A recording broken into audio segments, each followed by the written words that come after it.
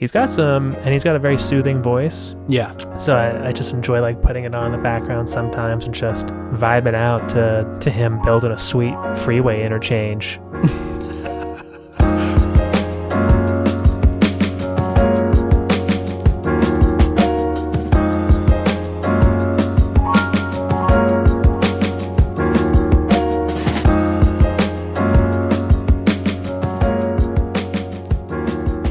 Welcome to Video Game Podtimism. It's the Optimist video game variety show where two best friends talk about the wonderful world of gaming. I'm not ready. You started too quick. This is the Efficiency Podcast. This is our 60th episode, and we got to get to the point, David. All right, let's do a tight 45. Let's do it.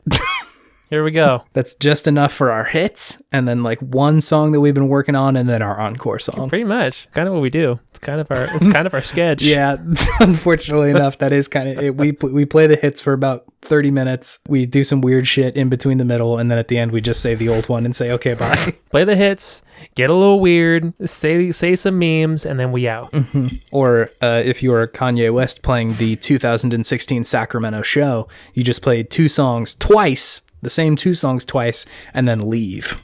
Was it the same two songs twice? Yeah, I think he played Father Stretch My Hands Back a few times, and then brought Kid Cudi out, which was very cool, and then said goodbye and left. Damn. That's a bad concert. That's a really bad concert. That's a bad concert. Just left. He said the show's over, dropped the mic and ran out. People were booing. Rightfully so. Did he really drop the mic? Yeah, he did.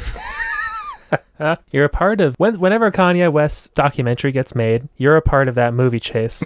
You are disgruntled Kanye fan number like 10,000. Gonna blur out my face and make my voice very low. Yeah, pretty much. Anyway, so I had a good dinner with my girlfriend who bought me the tickets for my birthday, and then we went to go see Kanye, and he only played 2 songs. Was it really for your birthday? It was really for my birthday. Oh my God. Kanye, if you're hearing this, do you not understand the pain you've enacted on my boy? Please. Kanye, please. Local podcaster takes shots at Kanye West. That's one way to get our pod out there, right? Yeah. I don't want that crowd. Neither do I. I don't want that heat. No, I don't want that. It's the opposite of what we're here for. That's absolutely true. Oh yeah, I'm Chase. I forgot to say that in the beginning.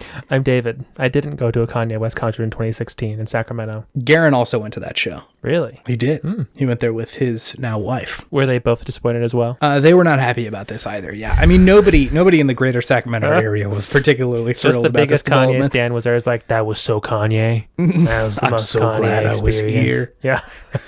I get to be part of his life story. Video games, ? Have you been doing those? Yes. Tell me about those, dude.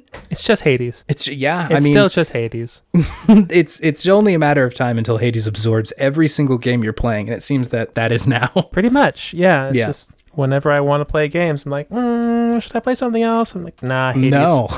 Hades always wins in the end. So last time we talked about this, you had beaten Hades a few times, I think. Yeah. You had maybe fucked around with Guan Yu a little bit. You were getting some of the secret weapon aspects. Yeah. Where are you at this week? I'm routinely making it to Hades and either beating him or losing. Yeah. Depending on what weapon I have. If I'm using the shield, I just rip. I just destroy, no matter what. I also like the shield, yeah. Once you get like the Zeus aspect of it, it's so good. That little like spinny disc that comes back to you. Yeah. Yeah, it's just I'm just slowly unlocking more aspects of each of the weapons. I feel like I'm making headway with the story, but there's still a lot of things in my codex that say undiscovered. So I'm like, how much more of this game is there? But yeah, it's still satisfying to go through a run each time because there's just so many different permutations of boons and weapons and aspects that you can make that each playthrough feels very different and unique and fun. You discover a different way to kind of play the game. Like I was using the Rail of Adamant and I got like a boon from Poseidon that made it like a water gun that made that like blasted foes away. And then I got another 2 boons for the gun itself that made it like fire faster and then also like have a larger clip. So it was just like a machine gun. when I was just blasting people away. A super soaker. A super soaker extreme, bro. Yeah. I was just demolishing people. Yeah. And it's just fun. It's just fun. It makes you laugh out loud sometimes when you get a good combination of boons and weapon. It's just like, I'm unbeatable. Nothing can stop me. It is very cool that they like really make you feel empowered in that game in so many different ways. I also like that like there are some combinations that are truly pretty broken, like in a way that's like, I feel like I'm almost cheating right now. But that they don't really shy away from that because like it's kind of uncommon that you're going to get exactly the same thing every time. And so like if you were to try and recreate that, it's like, I guess I could, but like there's no guarantee that it's going to come up again. So like it's not necessarily a good plan, but I like that they kind of allow for times where you're just like, I'm just crushing this run right now. Yeah. It just feels phenomenal. Yeah. Sometimes RNG smiles upon ye.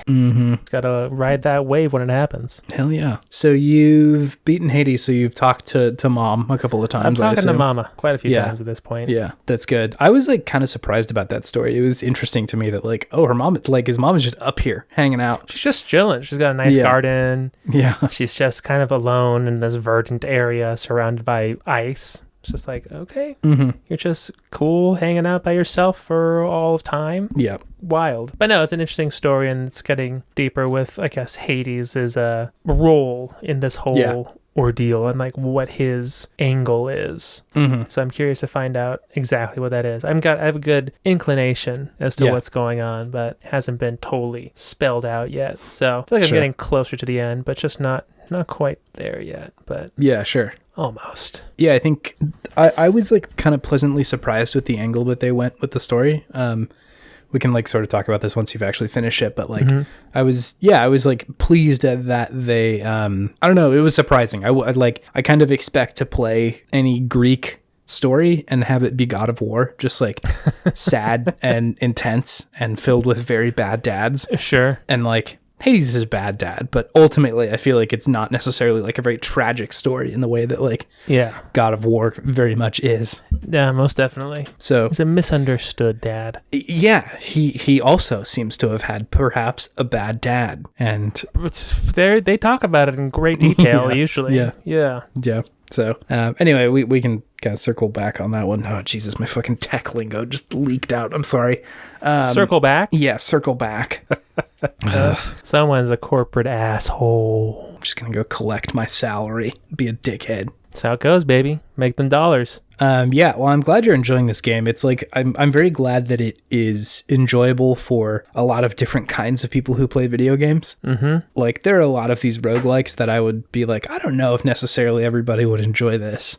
Same, yeah. Or like, you know, I wouldn't feel good recommending it to somebody. Like, I really enjoyed Dead Cells, that like roguelike that's like sort of side-scrolly and it's got a similar structure to it. Yeah, very much. But like, it's challenging in a way that I don't know is necessarily as rewarding as playing Hades is. Well, Hades, there's always something new to try out, new to do, good conversations, good voice acting, just good game.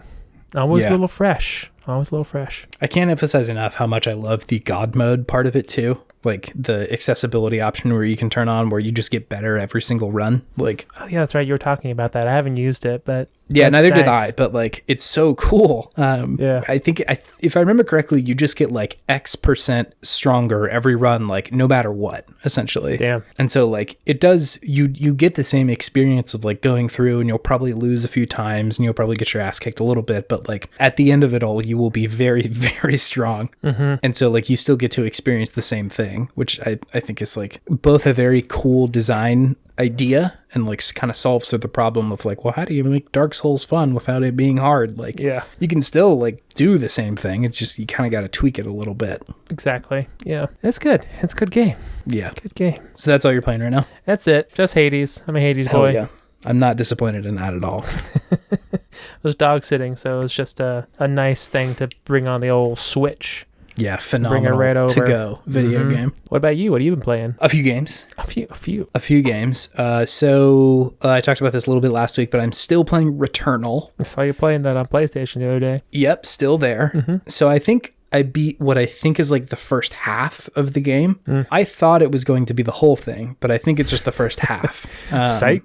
Yeah, no, exactly. They beat the game and said psych. They said not when the credits rolled. There weren't actually any credits, no, but it was challenging. The structure of Returnal is such that like you can skip to later parts of levels if you have beaten a certain amount of bosses. So like the first, I think 3 bosses, you can essentially, if you beat the first one, you can mostly skip to the second one. If you beat the second one, you can mostly skip to the third one, or like the third area essentially. And I was trying to do that, right? Like because the option was available, I was like, let me try and do that and see like if I can just get to the third boss or the second boss or whatever. This was not a good idea because the game sort of, I don't know if it just expects you to be good enough, which I clearly wasn't, or expects you to have a certain amount of like upgrades by that point, because I was running into the third area and just getting like absolutely blasted. Like I would just get thrown to the ground in like a couple of hits. Just not strong enough. No. And so I was like, okay, fine. Like, let me just walk through the first 3 biomes, like straight through, clear out everything I can find, get all the upgrades I can get, and then fight the third boss. And that was the way to do this. So was able to beat him that way, which like, again, is not a bad thing. Like, I think that is probably more typical of like roguelikes. Like typically they do want you to kind of take the long way around, you know, like rather than in Hades being able to skip directly to Hades with the starter weapon with no upgrades. That would be pretty challenging. That would be, that'd be damn hard. Yeah. So yeah, like you do kind of need that area to get some boons and some upgrades. Need them sweet boons, baby. Sweet boons. Sweet boons. Sweet berry boons. Sweet berry. Stepping on the bat, it's sweet berry boons. Sweet berry wine. So, yeah, it was like just sort of like a weird design choice, I feel like, to say like, well, you can go here, but ultimately I think you do need to actually go through the rest of the levels for it to be a feasible challenge. So yeah, beat that first half. There is like a cutscene, and I was like, okay, great, I beat it. And then, now let me not tell that part of it, because it would be pretty spoilery.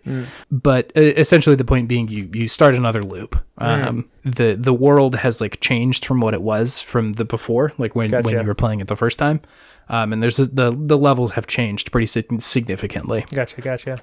So I'm walking through that like second layer. And so like, you know, at a high level, there's a lot of like questions about immortality and like what being alive actually means that I think are approached in a kind of interesting, both mechanical and narrative way. Yeah. Per usual, like the sections of the game where it plugs into first person and you're kind of walking around a spooky house is definitely my favorite part of the game. The shooting feels great, don't get me wrong, but like I love the vibes. I like the vibes, and I like the story seems interesting enough to me that I'm like, this is cool. I want to know what's happening here. I'm still enjoying it. I would like to beat it, but I fell off a little bit for a different game that I will talk about in a moment. Not the game that I referenced, but a second game. I am also kind of playing Stellaris. Stellaris? Yes. Whoa. So this is a 4X space game. Do you know what that means? No. What does that mean? I was 4X? not super. So 4X is a abbreviation of explore, expand, exploit, and exterminate. Whoa. I was thinking the first 2 X's, but the other 2 I had no idea. Exploit and exterminate. Jesus, I know. Takes quite a turn. I know. It so I think like the easiest example to point to, and I bet people in the genre might like get their genre toes stepped on a little bit, but Civ is probably the easiest thing to point to. Watch everybody put your steel-toed boots on. Chase is about to step on your toes. Yeah, be careful. I don't want to hurt nobody. But yeah, so Civ is kind of that same sort of thing of like, you are in charge of land, you want to build up your resources, potentially conquer some places, and like win, essentially. Yeah. The other one that I liked in this genre is Endless Legend. I played that one in like 2014, I think. Okay. It's another sort of just like interesting sci-fi take on the Civ sort of stuff. I'm trying to think of what other ones there are. Like Endless Space is another one. I think Sins of a Solar Empire is kind of an older version of this. That's fine. Like that's good enough for examples. Do you argue that like a game, like one level of StarCraft or Age of Empires would be that way? It's got a similar sort of sense to it, right? Like the combat part of it is there, and I think StarCraft and stuff like that is very much focused on just the like fighting part of it.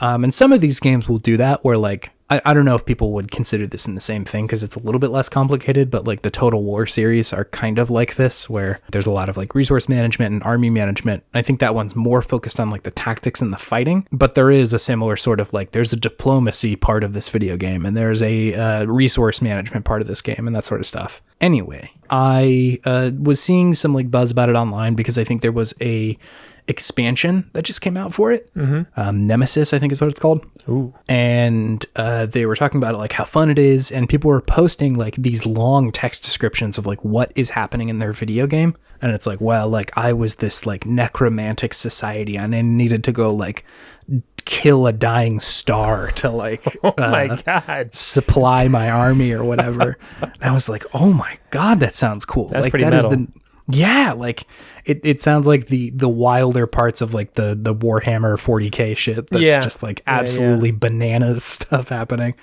And I was like, man, I would love to engage with that because like this is I think Stellaris came out in like 2016 or something like that.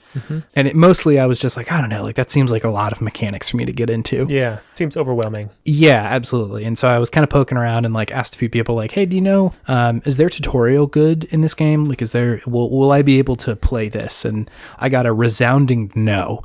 The tutorials are bad. Oh no. And so I was like, okay, well, I do really want to play this game. And so I went on YouTube and was like, okay, primer on Stellaris. Let me just go, watch a couple of YouTube videos, get a couple of tutorials. I searched on YouTube the version number of Stellaris, because apparently that's a big deal. 3.0 plus Stellaris introduction or tutorial. First few videos, all of them are like an hour and a half plus. Oh no. So I was like, oh my God. So I am an hour into a 2-hour tutorial right now, just trying to absorb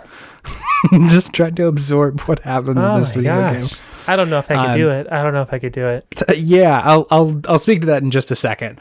But as a result, I have not played this video game yet. I have not even launched it. You know a lot about it, but you've never touched it. I think I know a lot about it, but every time there's like a new chapter in the YouTube video, I'm like, oh my God, this is a whole other thing. So you haven't really been playing this game this past week. You've just been researching it. I've been engaging with it. With it. Okay. Gotcha. So yeah, to your point, I don't normally have a lot of interesting games that are like this, that are like just so mechanically dense that like they almost don't bother doing a tutorial. They're just like, you're going to learn about this whether or not you want to or not. If you're into it, you're into it. If not, the same for you. Sorry. Yeah. Yeah. And like, I think normally I would consider that kind of like bad game design.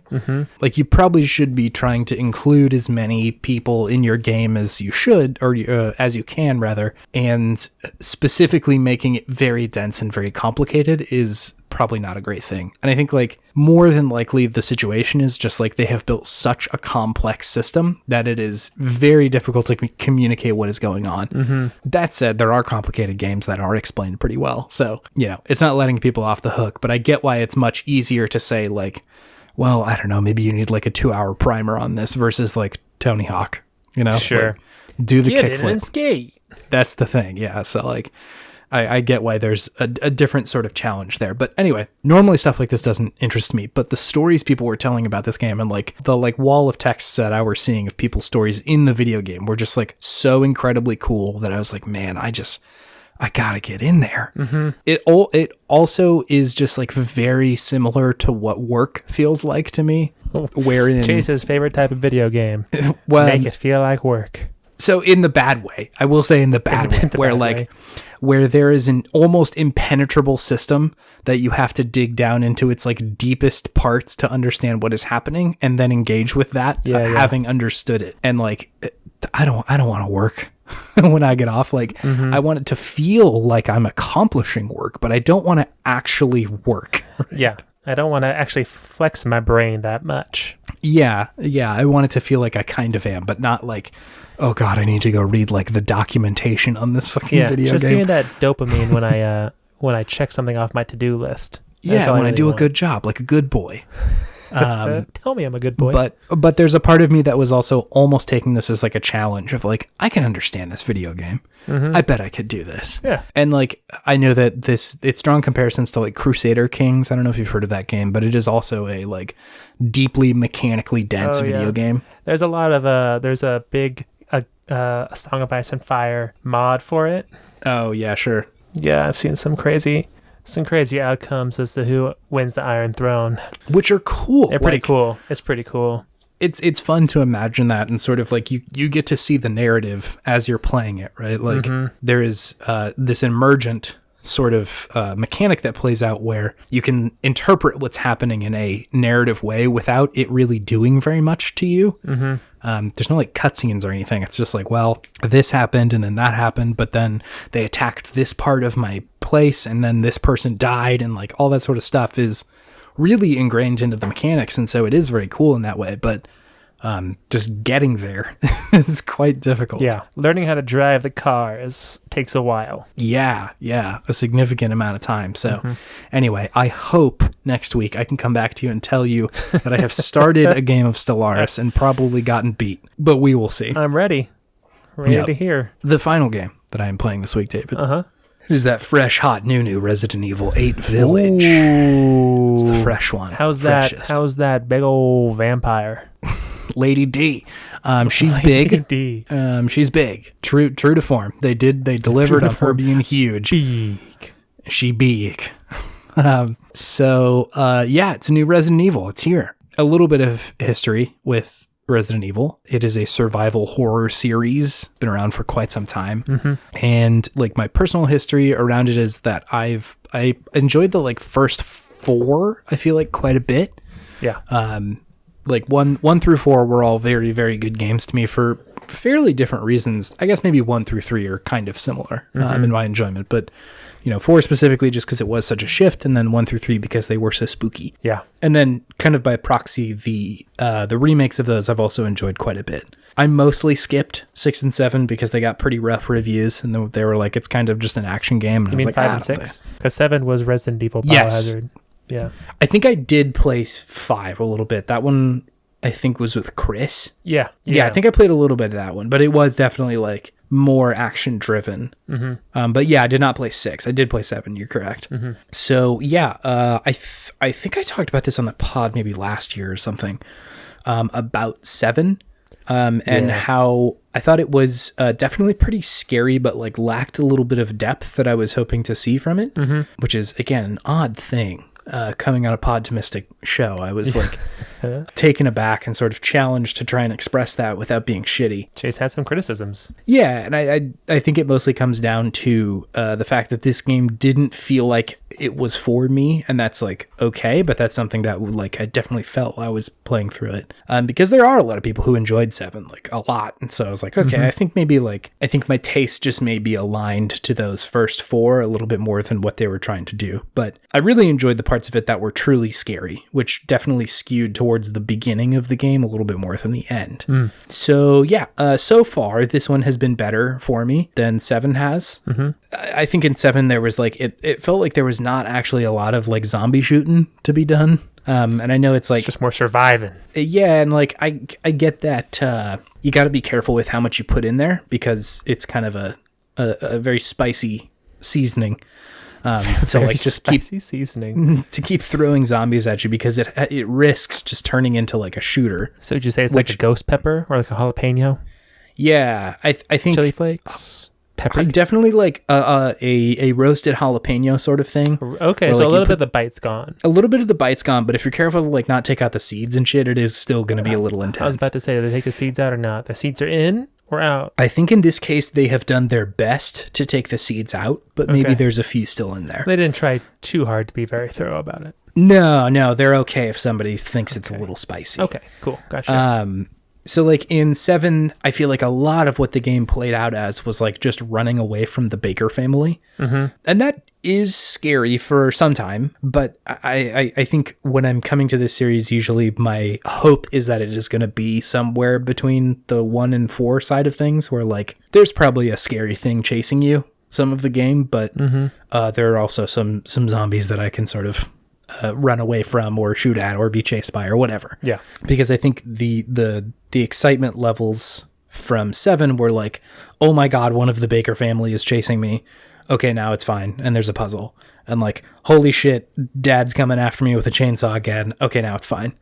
Or whatever. So like, I like that this one is a little bit more like leveled out as far as the excitement levels, where there are sections where like big spooky things are coming after you, but there's also like, you know, oh, this is the part where there's some rough lichen zombies that are chasing after me. Sure. So the structure of it is essentially based around, like, as the title would suggest, a village. It is sort of the central hub of the video game. Okay. And there are like 4 bosses, essentially, or boss areas that you will go to get some story stuff. Some story stuff.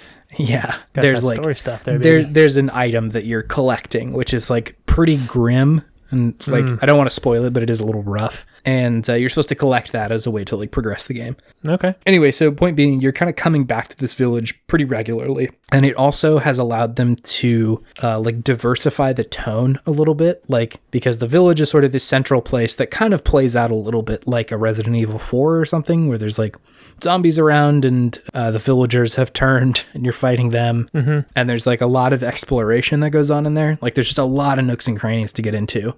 And you're like, well, I got this key from this last area. I bet I could go unlock this one door, which is then going to allow me to go over to this other spot to get a crank. And, you know, that's still getting cranks, huh? Oh, yeah, baby. Can't leave without a crank. Classic Resident Evil game design. Don't talk to me before I've had my crank. That sounds like drugs, doesn't it? Sure do. And what do they call it? Used to call it a key card. Used to call it a key. Yep. You know, sometimes it would just be like a finger. You got to put on a door, something weird like that. Yeah, some grim stuff going on there. Now we got cranks, huh? Back to cranks. So, yeah, I think that part of it's pretty fun. But like I was saying, the bosses being separated by geography is really cool because it allows for like very different areas that you can go to in kind of a similar way to 4, in the way that like the beginning was very like tiny village, and then by the end you're fighting like tiny Napoleon in this like gothic castle. Tiny Napoleon was weird. It's a weird boss. Yeah, I didn't understand that. Yeah. Yeah. Anyway, so it's similar. Like the first place you're forced to go to is Lady D's castle, the big lady, which is pretty fun. It plays out a lot like a pretty classic Resident Evil in like a very spooky gothic mansion. And you're sort of like wandering around trying not to get killed or caught by Lady B or her daughters. Lady B? Lady D. Lady D? Yep. And yeah, I mean, like, you can sort of project out how that goes, but that's mostly that one. There are a couple of other ones, and like, if you really don't want any spoilers, like maybe skip ahead like a minute or two here, but there's another one that's like this tiny spooky little ventriloquist lady's dungeon that you go into, which is the scariest part of this video game. It already sounds really spooky just describing it. Shit. It, again, you know, a little bit of spoilers here, but it's very, very scary. It plays out a lot like a PT. Oh no, that's bad. Yeah, that's bad news for me.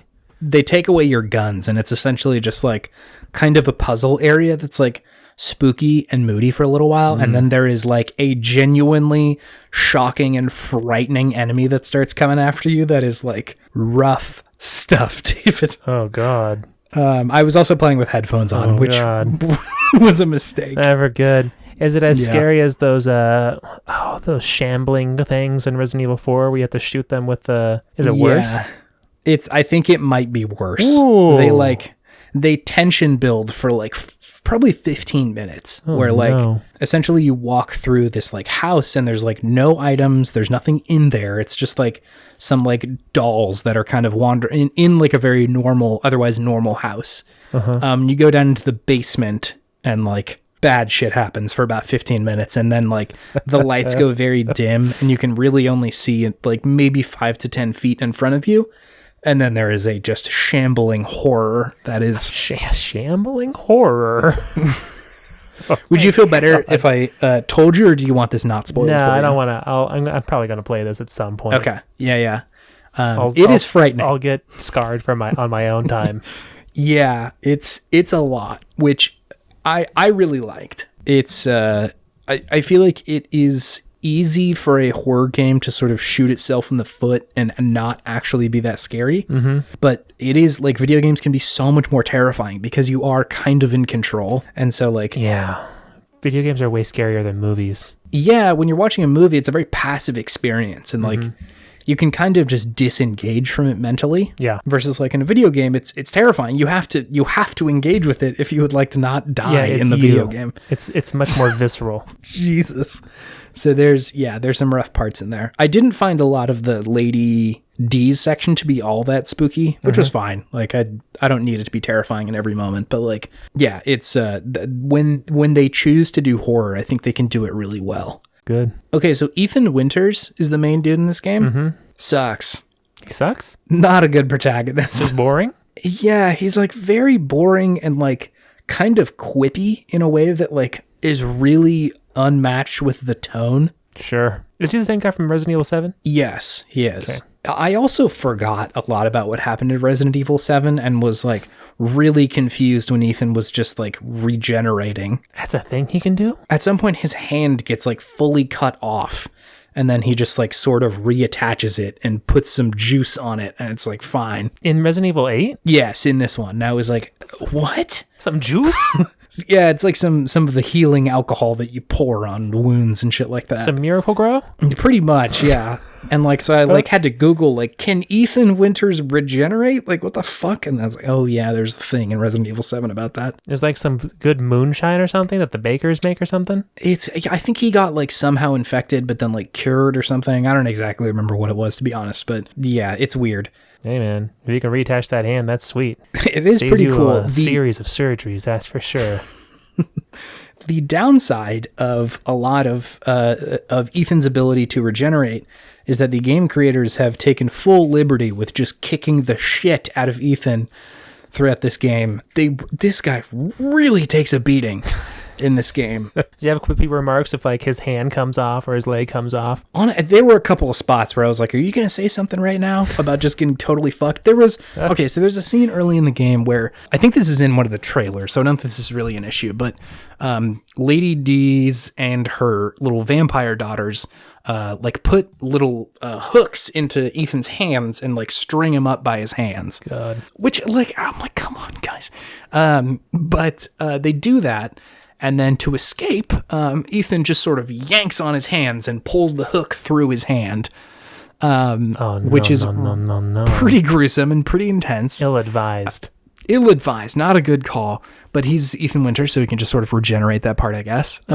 Anyway, in his like diary, his like the journal log that's essentially like just recapping the story. It's like, they strung me up and I got down. Hurt like hell too. And like an exclamation point at the end of that. I was like, my dude, this is a traumatizing event you're experiencing right now. Ethan Winters is a psychotic oh damn, man. That's smart. Oh shit. I'm sure he's a broken man after the events of the first one he was in. I mean, the implication in the beginning of the game with him and his wife Mia's relationship is not great. So like, that's definitely there, but like, whew, there's just so much stuff where it really, for me, kind of shoots itself in the foot tonally when Ethan opens his mouth. Sure. And like, I don't come to Resident Evil for the writing, nor the characters a lot of the time. Like, I guess Leon's cool, but like, he's only cool because he's like doing cool stuff. I don't know who that person is. That's because they made his character like the cool guy. Yeah. And he's just supposed to be cool. That's his one thing. Whereas like Ethan's just kind of an asshole, and I don't really enjoy the playing quippy as asshole. Him.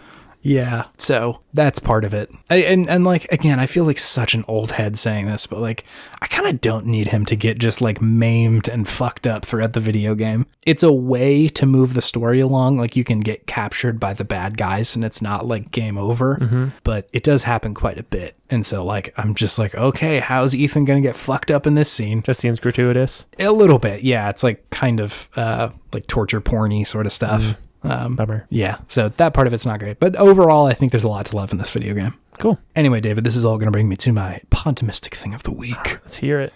It is this Nintendo video game that they're building. I think it's called Nintendo Garage. Oh, I think I know what you're talking about, yeah. It's like the video game making video game. That looks pretty cool. It did seem pretty cool. Let me make sure that that's it. Yeah, a Game Builder Garage is what it was. This is a kind of like visual game designer, game builder for Nintendo, or like the Switch rather. It seems like it is a little bit more in depth than like a Mario Maker. Like there's no pre-rendered assets or anything like that, or like the mechanics aren't set in stone. It's a lot more of like, how do you want to map the controls? What do you want the controls to actually do? And how do you want this game to play out? It reminds me a lot of like, I think it's Game Maker Studio. There's like kind of another similar project that is like fairly visual and meant for like beginners. And like, I think it's fucking cool. It's very neat to like get people involved with game design and game development from a place that is maybe a little bit less intimidating than like learning C++ or,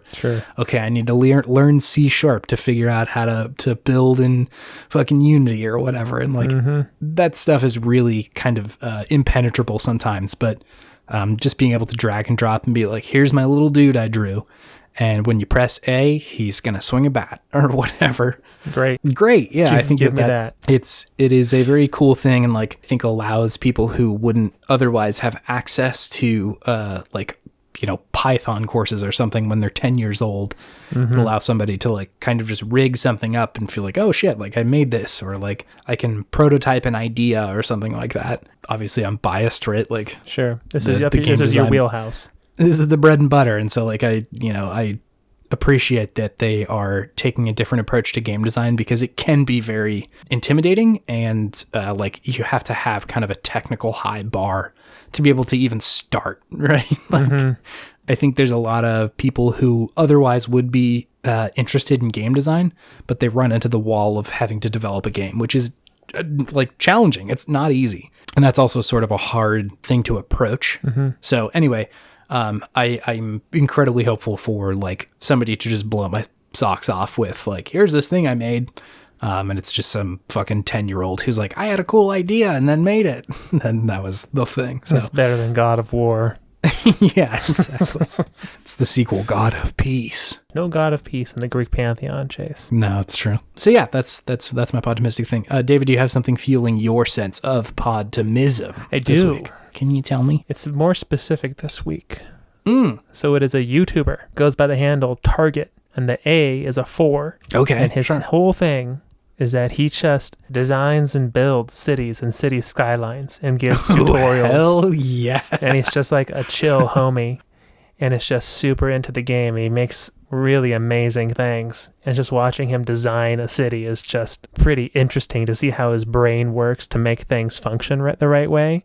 He's got a very soothing voice. Yeah. So I just enjoy like putting it on in the background sometimes and just vibing out to him building a sweet freeway interchange.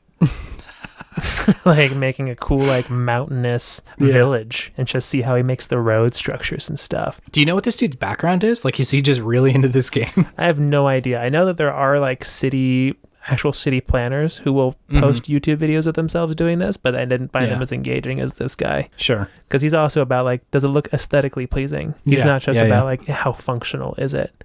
He's like, does it look good? No, I'm going to change the slope of this real quick to make this look more natural and good. It's just it's just fun. Yeah. The videos are weirdly high quality. I'm looking at them now. Right? Like, not just like the actual footage, but like the branding the dude has on all this stuff, and like his screenshots of his highways and shit. It seems like it's not his first rodeo, but I don't know what other rodeos he would have been in before this. You know? Yeah. Like, was it Sim what City? City planning rodeos are you going to, my friend? Who is this man? Oh, that's fascinating. The comments seem to just espouse him. They seem to love him.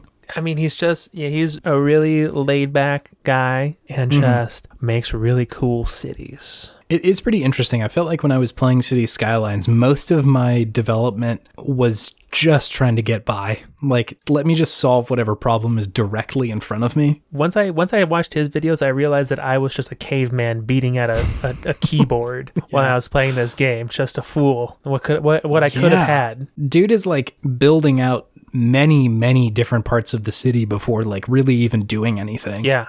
and he builds like whole entire like separate sections for business, and he's like, okay, this city over here, this part of it is going to go and provide workers for over here, and I'm going to do these policies for this district so that I make sure that I have workers for this city, but I have to make sure that there's good enough roads, but if you put a road here, it's going to gunk everything up. And it's just so much thought process going on at once. I'm like, oh my God, I'm a fool. No wonder I had an energy crisis. Oh, this is so interesting. I'm watching some of these videos. He just set up like a city on a hill, and then the like place where people work is on the bottom side of the hill, and he has roads down there.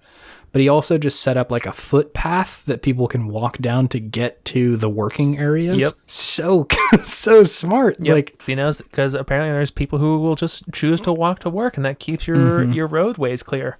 Target's Smart on guy. some next level shit, dude. It really hits my my efficiency strivingness very, very hard. Yeah. I want to be like him in that game. I want to be as efficient and elegant as him. But I know that I'm just a fourth grader with a recorder compared to Mozart over there. This is like very lo-fi city skylines. Very much so. To chill to. Good thing to put on during like a rainy day and just vibe out. Just sort of watch him do it. I would love to do this while I'm doing something else that's like mindless. Playing Hades would be a very good like secondary thing to do with this, because he's like, I'm watching these videos, he's kind of just doing his thing. Like, but it's satisfying to watch because things come together so nicely. Yeah, no, I mean, like, just over the course of 20 minutes, you could sort of watch him like put together a whole city while you're kind of doing a run. Like, okay, well, I can see he's building the roads. I'll kind of take a second, like do something else or whatever. But then like 10 seconds later, it's like, oh shit, he's got a business district up already. Yeah, and it's like he was trying to figure out he was talking about how he wanted to do a interchange or like connect this part of the city to this other part of the city, but it was cut off by a freeway, and he's like, we could just build a bridge over it, but let's like tunnel underneath and like make this whole entire other like mesa and dipped section of the city that we can connect to as well. Damn. It's just like, what the heck? And it looked great. It looked so cool. Yeah. That guy's on another level. Yeah. So YouTube's algorithm really knew what to it nailed what you. to do. Got you dead to rights. They probably just listened to that episode of our podcast and was like, this guy likes city skylines. I got just the thing for you, show David. Me top dog. Oh God. Okay, well, cool. Do you want to move on to our main thing? Yeah, let's do it. Sick.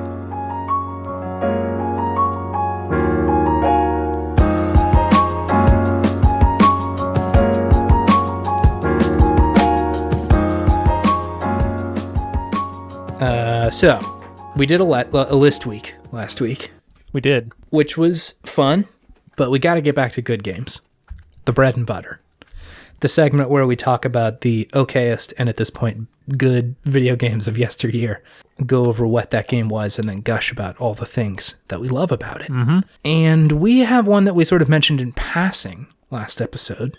Some spoilers in the last one. Some foreshadowing. But this week we're going to be talking about Hulk Ultimate Destruction. The Incredible Hulk Ultimate Destruction. Yeah, he is incredible, Chase. He is incredible.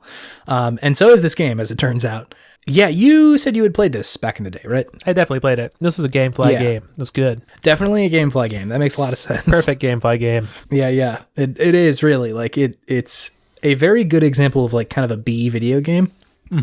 Like definitely some stuff that is challenging, and not every surface was polished, but it did feel pretty good. Sure did. So yeah, we're gonna talk about that. Before we get too deep into it, though, David, let me hit you with a few of those hot stats. Hot stats.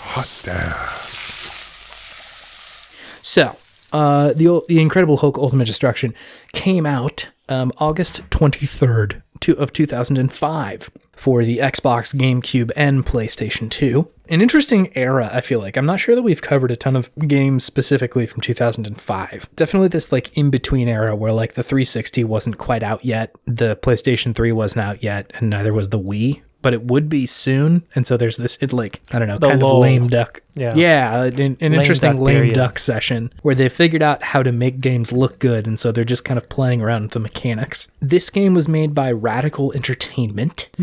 They, of course, responsible for MTV's Beavis and Butthead for the Sega Genesis. A classic. Of course. Who could forget? Actually, I think I actually enjoyed playing this game back in the day. Yeah. This was a blockbuster rent for me. All right. Jackie Chan's Stuntmaster, the hit. Jackie Chan's Stuntmaster. This is, I think, the second or third time that this game has come up, and I really want to play it. I really want to see what's going on in Jackie Chan's Stuntmaster. What a pedigree the studio has. I know. And then Simpsons Road Rage and Simpsons Hit and Run. Okay. Hit and Run, a total banger. Road Rage was pretty good, but Hit and Run was like... Hit and Run was great. Damn. They like tapped the market of like, hey, kids who can't play GTA yet. Do you want to play kind of baby. GTA? We got you. We got some Simpsons for you. They're also responsible for James Cameron's Dark Angel, the video game. What? And then most and more relevant, Crash Team Racing, good game. Okay. And then the Prototype video games. Okay. Which I didn't know that they had also made those, and I think makes a lot of sense that the Hulk game came before those, because it seems like there's a very similar DNA. I see that for sure, now that you say it. Kind of crashing around into buildings, running and jumping, killing things.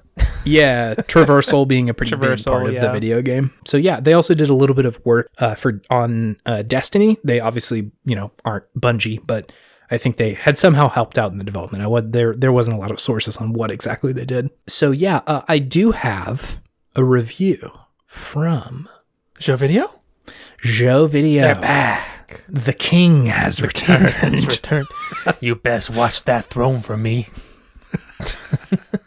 That's what Joe Video said to Video Game and Video Games when he left on vacation for a month.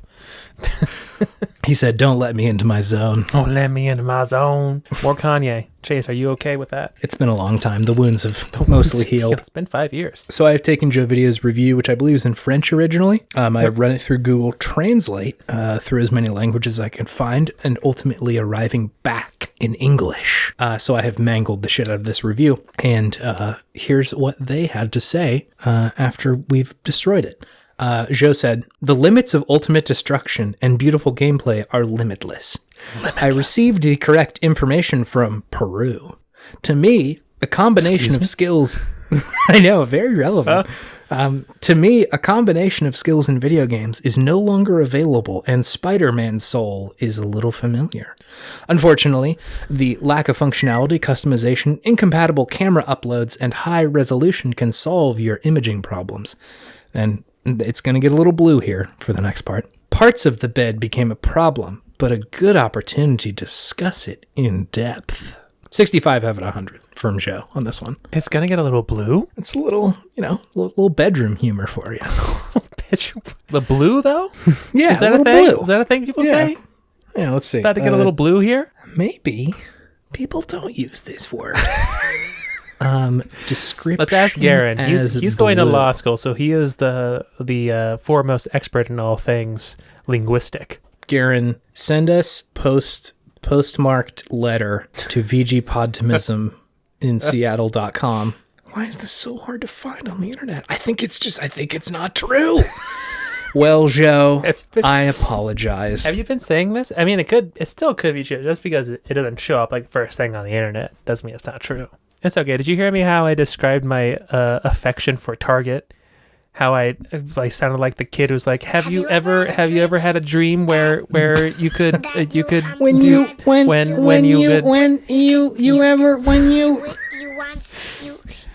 don't even remember how that ends. I can't even finish the joke now. Yeah, I don't know. I'm firing blanks today.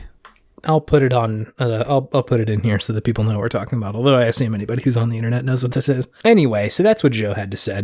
So David, could you do your best to describe what the Incredible Hulk: Ultimate Destruction as a video game is? Yeah.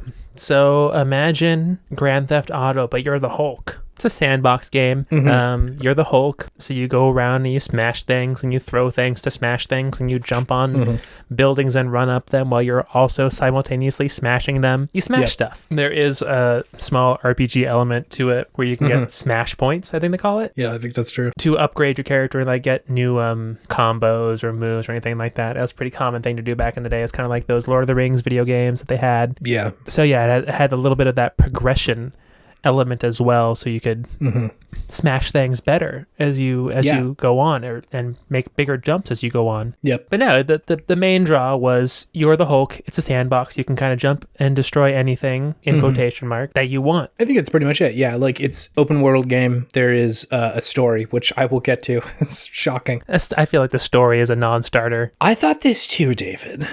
There is a lot of story in this video game. But like, is it good? Okay, we'll get there. I want to talk about it. All right. I don't remember the story at all, so. Neither did I. I was like, I feel like in most of these like mid-2000s superhero games, it's like, I don't know, fucking Rhino is here or something, fight him. But there's some shit in this one. All right, I'm ready to hear it. Okay, sure. Yeah, let's actually talk about it now. So I read through the wiki story synopsis, which was weirdly well written. I spend more time on Wikipedia these days just looking at video game stuff, and some of them are just putting up real bricks with the story description.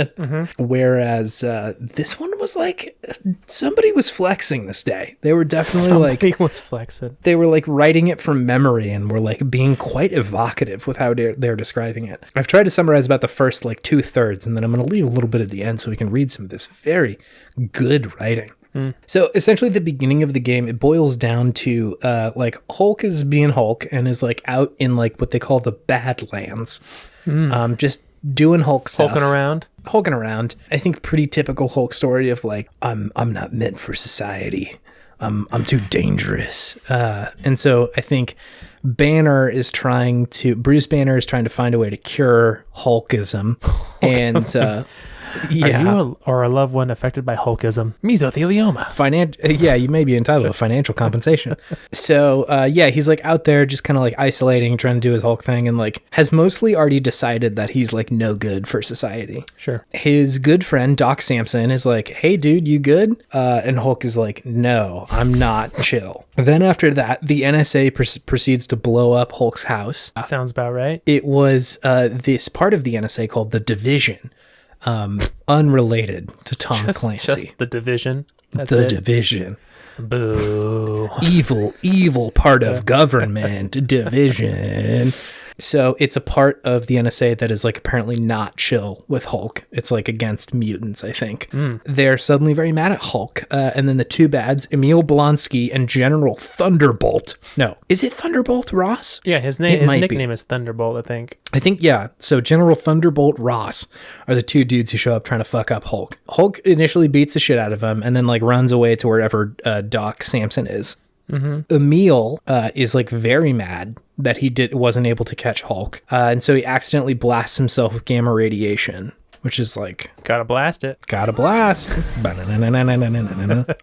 So then like the video game happens, and Samson's like, you gotta go do these missions to fuck up the Division. It's just pretty standard video game stuff. Yeah. Eventually, though, Hulk starts having some like rough thoughts and starts getting taken over by the Devil Hulk. A Devil Hulk. I forgot about the Devil Hulk. Yeah, so did I. Oh, man. Then he runs into Emil, and Emil is like, hey, fuck you, dude. I don't like you at all. And then because the gamma radiation turns into a big bad monster, but because he's like way not into mutants, he's like, this fucking sucks. I'm going to call myself the Abomination. Because this sucks. Yeah. And then they like fight. I think it's like implied that Abomination might be stronger than Hulk in this like situation, but like he just doesn't know what he's doing. So sure. It's like kind of sketchy. So yeah, let's see. Hulk eventually gets taken over. He first beats Abomination a couple times, but then eventually gets taken over by Devil Hulk. I forget why, but that happens. Because it's cool. And then he like really starts fucking shit up, like accidentally killing innocents and shit like that, and like destroying buildings. Yeah, not tight. And his good buddy Samson uses hypnosis and puts him to sleep. And then, by the way, during this whole time, Abomination is dealing with some like serious self-hate shit because he's like, fuck this. I don't like being a mutant. It's not cool. Oh, no. This sucks. Banner is taken to what the Wikipedia article called the Vault. And Abomination is like, about to like jump into his brain and just like fuck him up through some sciencey Just stuff. gonna jump in his brain? It's unclear. Yeah, something's going on there where it's gonna get like not tight. Anyway, it turns out that his good buddy Doc Samson had like turned him in and caught him, but it was actually a diversion to do this other thing, and then that's some fucking plot device, whatever, doesn't matter. So they like fight as Abomination and Hulk again. The Division now sees that Emil is the Abomination, and they're all like, what the fuck is this? We hate mutants, which is like not tight. So that's a whole thing. So Emil gets like both, he gets the self-hate, and then also like his colleagues are like, the external hate as well. Sucks. Yeah, he's like, we're not tight with this at all. Yeah, we're not homies anymore. No, friendship ended with Abomination. Yeah. Now Thunderbolt is my best friend. There you go. So let's see. Blah blah blah. Hulk literally battles his inner demons. He fights Devil Hulk. That's pretty metal. Which is pretty metal. And he beats him. He like beats him, and he's like, okay, I'm okay. Like, I didn't fuck things up too badly, despite, I think, killing innocent people. That's not too I think bad. That was a thing that happened. He could destroy the planet, you know? Yeah, true. But yeah, so eventually he's able to like beat his inner demons, which like, what's up, Celeste? Pull up. Thought you were original. Actually, Hulk Ultimate Destruction. Calling out Celeste on the podcast. What's up? I love Celeste. It's a very good video game. So this is the part where I didn't do a synopsis, and we will instead get to enjoy the very good writing of this Wikipedia article. Let's hear it. Inside a cave just near the vault, Emil Blonsky, looking at his reflection in the water, is not so fortunate. An outcast from society, robbed of his dignity and position, he pleads with the Abomination for his life back, and doesn't want power. Instead, the Abomination appeals to Blonsky's obsession with Mission Directive, which is like the thing they've been trying to do. That's what they thought it was, but it turns out to be something different. Saying it will be the only way for him to get his revenge. He then mutates into a larger and much stronger version of Abomination and heads for the Badlands. The Abomination breaks into the vault, destroying all in his path.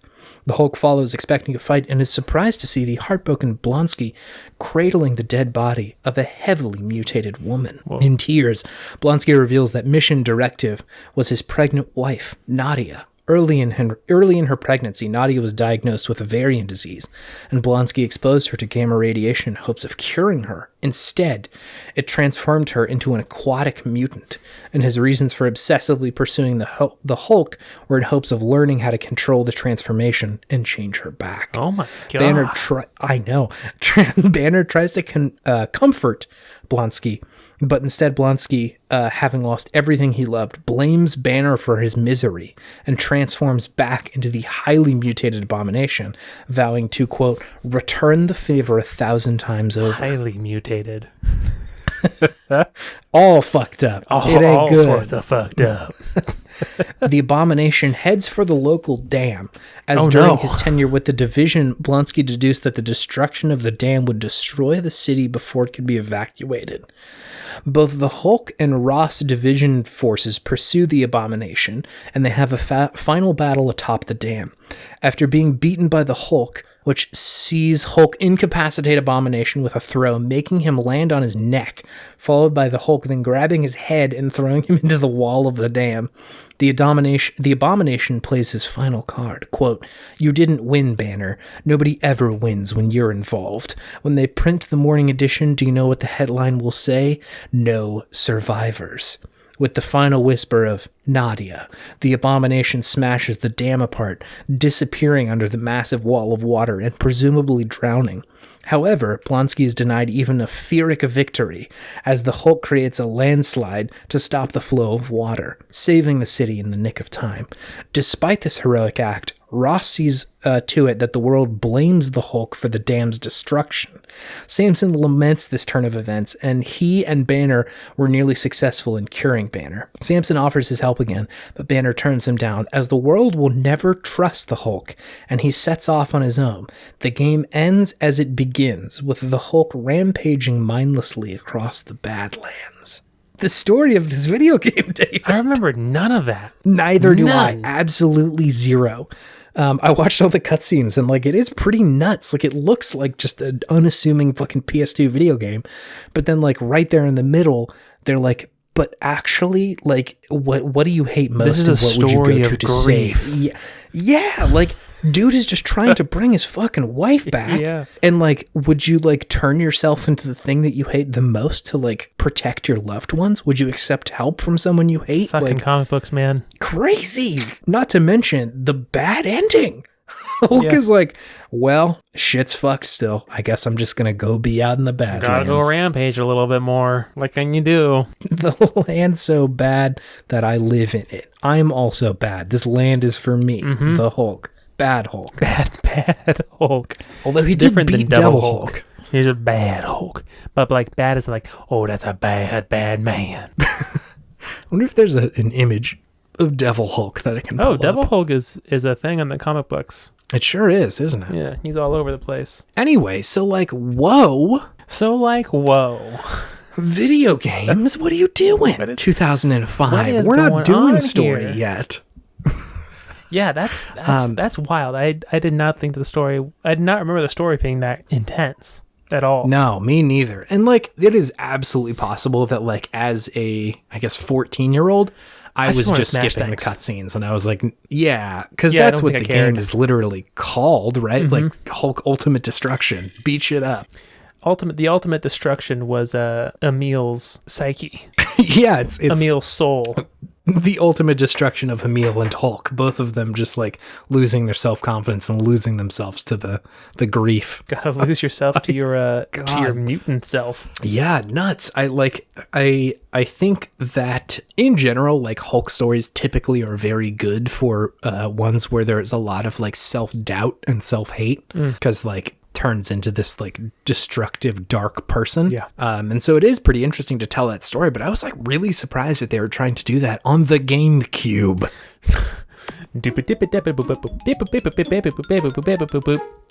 Here's a story of grief and destruction. Yeah. Do you want to play Super Mario Sunshine where you roll around and it's fun and tropical? Or do you want to think about hatred of your enemies and yourself and beat the Devil Hulk? You want to beat your own demons and still do the right thing, but still be blamed for it? And still, yeah, do all the right things and it still turn out bad. Fight your own inner demons with the flawed person that you are, but still get hate on by everybody. Incredible Hulk. That's literally, it's right there on the tin. So I was like pretty actually impressed with this like actual part of the video game. So yeah, I thought the story was fucking great, but that is very much not the only part of this video game. Do you want to gush about some parts of Incredible Hulk? Yeah, I do. The traversal felt really good. Yeah, sure. It made you feel really heavy. I remember that. Yeah. Like you would hit anything and there would just be a loud like thud. You'd hear things break. There'd be different sound effects for different things you would hit and break. Yeah. And it just made you feel like this bowling ball jumping and running around this city. And it was great when you get like enough power-ups, you could just like bowl through cars and just run straight up buildings and jump off and like throw a car into the sky and just watch it fall down to the earth. Yeah. Just really made you feel very strong and just like a bull in a china shop, except you're a Hulk in a city. So that was probably the best thing about the game, and I think they really nailed that, the weightiness of it. The strength of the Hulk. They did a great job with like the traversal stuff. I was watching some clips of this today, and like you can literally just like be running and then run into a building and immediately just turn and run up it. Yep. It's really satisfying. Yeah. And yeah, just the sheer amount of like strength that he's able to wield is pretty great. He exudes a lot of strength. Yeah. Yeah, it's cool. And I think a lot of those like open world games are trying to communicate power in ways that some of them are deeply problematic, right? Like communicating power through like crime and violence via GTA is like a bit of a bummer, but that's like the thesis of a lot of those games is just like how many different ways can you wield this like power over any given person in this video game. But a probably more interesting way to do that is through literal actual like jumpy power and like crushing buildings. Like it's a lot more visceral in a way that doesn't feel quite as bad. Like it's a comic book video game, right? Like there's just not as many problems with like bowling over a car that's a comic.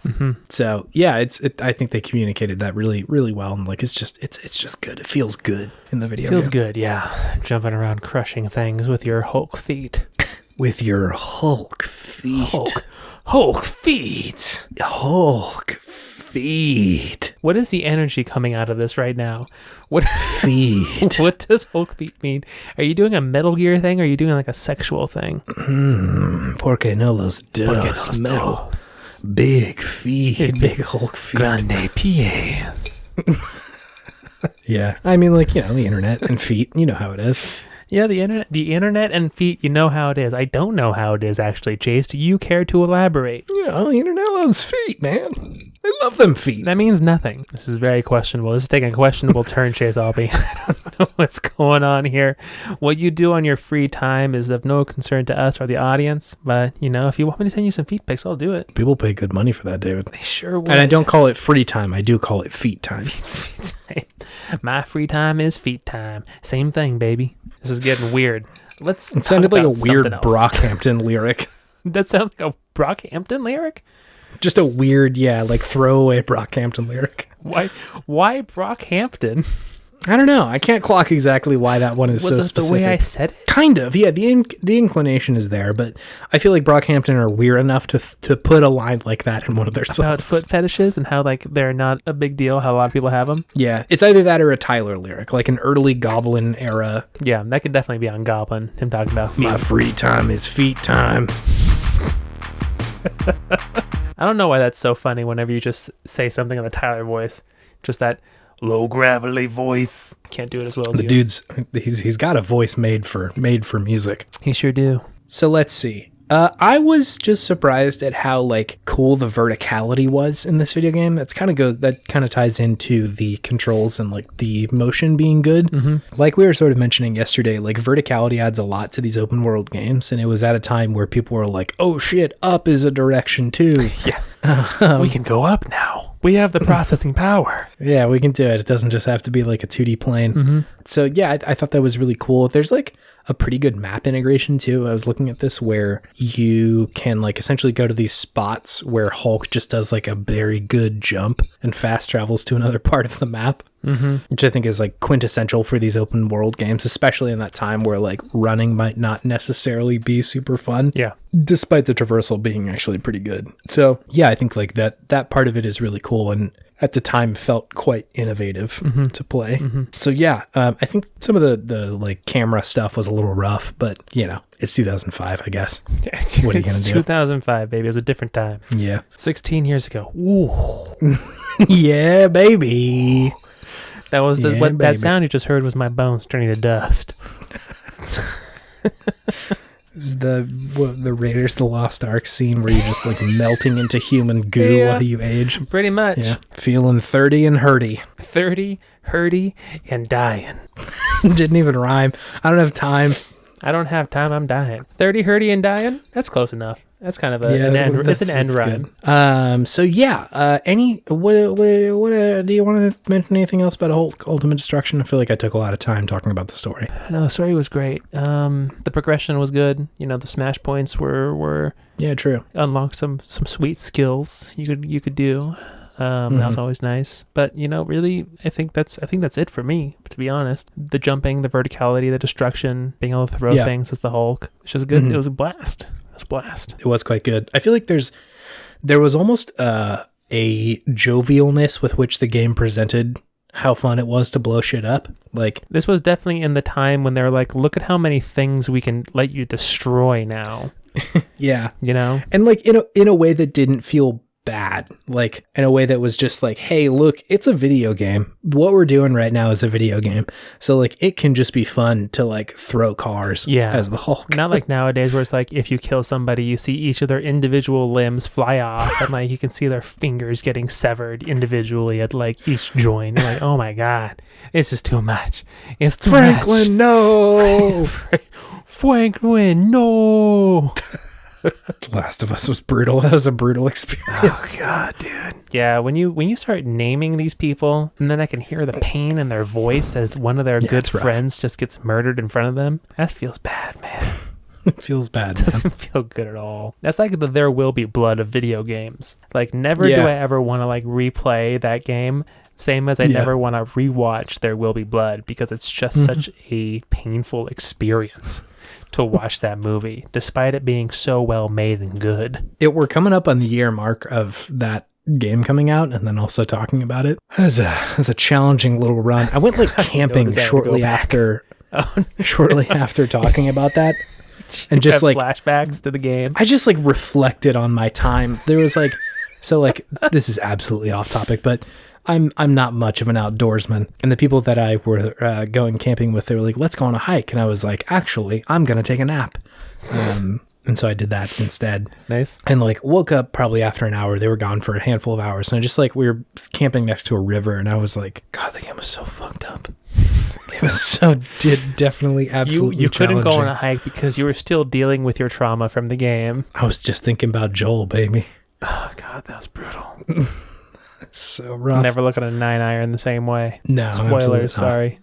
That's fine. The game has been out for a while. If there is no world where somebody has been on the internet for the last year and not seen exactly what has happened in The Last of Us 2. You never know, baby. Yeah. Who listens to this cast? You don't know. Yeah, all of Spoiler our warnings. many millions of followers and listeners. Who knows who's listening? It could be anybody. It could even be your mom. I wonder if my mom knows I host a podcast. I definitely haven't told her. She doesn't need to hear this. Oh, She interesting. doesn't need to hear do you this think, side of me. Do you think she would like just immediately listen to all of it? She would at least listen to one. But which one? Maybe we should make just like video game podtimism for babies, so we like make a real good first impression We should on just your mom. I should just direct her to the Mother's Day one from last year. Did we do a Mother's Day We one? did. We did like top 5 moms and games or something like that. Did we top really? 5 mom games. It was like Cooking Mama, and then we talked about other mom stuff. Pretty sure. I have absolutely no memory of this. I'm almost positive we did this. You have a memory like an elephant, so I do not doubt that you are correct. I'm just like, what? I have absolutely no memory. I need to go confirm that we either did or didn't do this. If not, so it's that next if we- week, right? That's what I'm saying. Yeah. The true way to do it, to celebrate Mother's Day, a week late.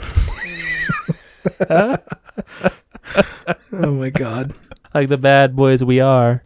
We're busy despite being able to record a weekly podcast on time. Because my fear, as this podcast grows longer, my fear every time that we record is that, have we done this before? Have we already made this podcast? Because like we can just do video games when we start just making Hideo jokes. Yeah, exactly. My worst fear is that we make a good games about a game that we have already covered. Like the other day, I was like, "Ooh, we should do Mega Man Legends." I haven't talked about Mega Man Legends yet. We have talked about Mega Man Legends. We just need Garen to check our work. Yeah, seriously. Garen's our historian. Anyway, so that's all we have to say about Hulk Ultimate Destruction. Go call your mom. Go call your mom. It was Mother's Day.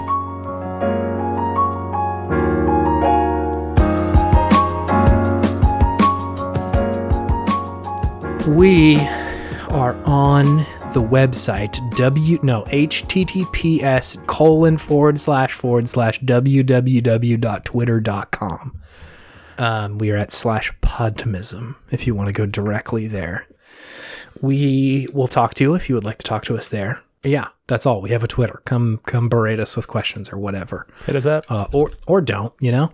Or don't. I typically just announce the episodes there, but I also posted the very good cover art for our last episode, which, because we were talking about the best jumps in video games, opted to make the cover of Van Halen's self-titled album, which contains the song Jump on it. Pretty good. And put the video game Podtimism title over that. It looks legit, my friends. If you would like to support this podcast, you can go to www.apple podcast. I actually don't think that's a thing. I think you have to go through your phone and Gotta go through the give app, us a baby. review on there. Got to go through their app. Give us a review on Apple Podcasts. I think that means something to the internet. A much probably better and more organic way to do that is to say, hey, friend who loves video games, here is this podcast. I bet you would like it. Or espouse it on a Discord, like some specific fans of ours have been known to do. Shout Thanks. Shout You know out. who you are. Direct shout out. So yeah, you can do any of those things. But more importantly, and finally, thanks for taking some time, spending it with us here.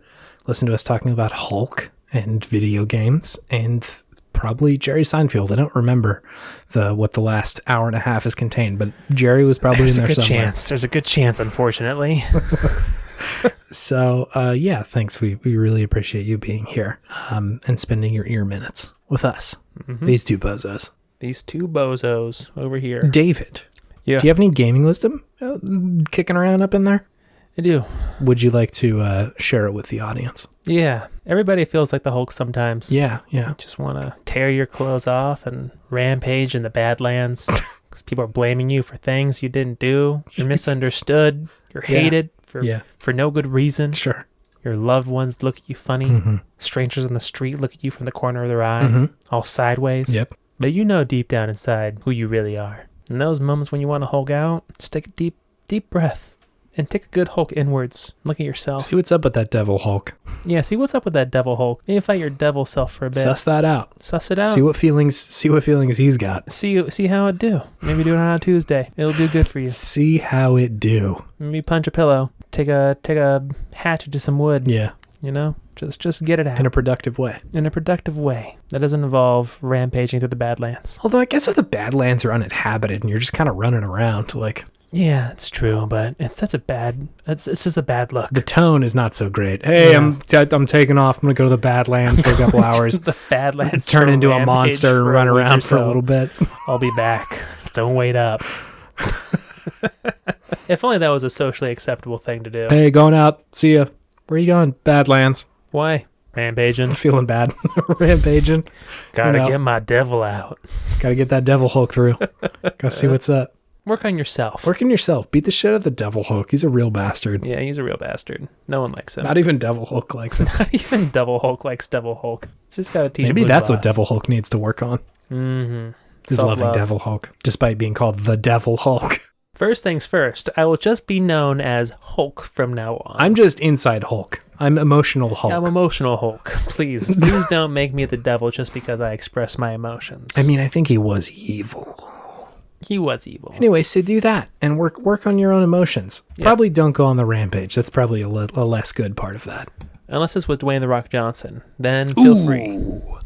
Absolutely. Rampage, Dwayne "The Rock" Johnson, this summer, coming to theaters near you, I guess. Did it get released in theaters? Or was it just a straight to streaming release because straight of to COVID? VHS. Straight to VHS. It wasn't bad. I watched it. You watched Rampage? I did. Apparently, Mallory's a big fan of the games, so we watched Rampage. There's a lot of information coming at me right now. We got to addendum. We got to talk about this on the next podcast. Part 2. On the next Dragon Ball Z.